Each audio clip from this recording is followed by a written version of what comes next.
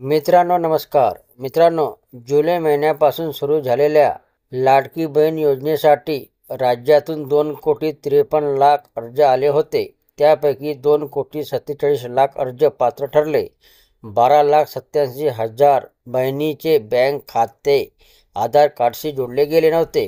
त्यांना निवडणुकीपूर्वी योजनेचा लाभ मिळाला नाही. 2,34,00,000 महिलांना ऑक्टोबर महिन्यात नोव्हेंबर पर्यंतचे प्रत्येकी 1,500 रुपये प्रमाणे 7,500 रुपये बँक खात्यात जमा केले गेले होते.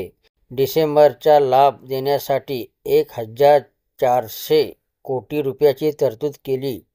आदिती तटकरे यांच्याकडे महिला व बालविकास विभाग कायम राहिल्याने त्यांनी खाते वाटप झाल्यानंतर डिसेंबर महिन्याचा लाभ देण्याच्या कामाला गती दिली आणि लाडकी बहीण योजनेचा डिसेंबर हप्ता लाभार्थी महिलांच्या खात्यात जमा केला गेला.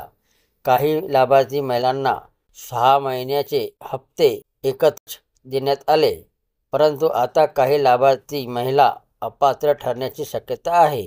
तर कोणते लाभार्थी अपात्र ठरू शकतात ते आपण महिला व बालविकास मंत्री आदिती तटकरे यांच्याकडून ऐकून घेऊया.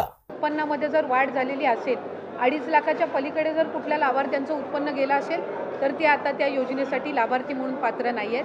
जर दुचाकीच्या वर जर कोणाची वाहनं 4 चाकीची असतील ते पात्र नाही आहेत.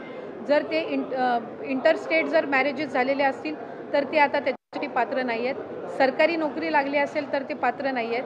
आणि आधार कार्ड आणि बँकचं हे जर नावामध्ये फरक असेल आणि त्यांनी ती लक्षात आणून दिलेली आहे तर ते पात्र नाहीत. पण याच 5 बाबींवर आपण पॅन महाराष्ट्र जी आहे ती आपण त्या संदर्भातली योग्य ती पावलं उचलत आहोत. तर ही होती मित्रांनो लाडकी बहीण योजनेबद्दल महिला व बालविकास मंत्री आदिती तटकरे यांनी दिलेली माहिती आवडली असेल तर चॅनलला सबस्क्राईब करायला विसरू नका. जय महाराष्ट्र मित्रांनो.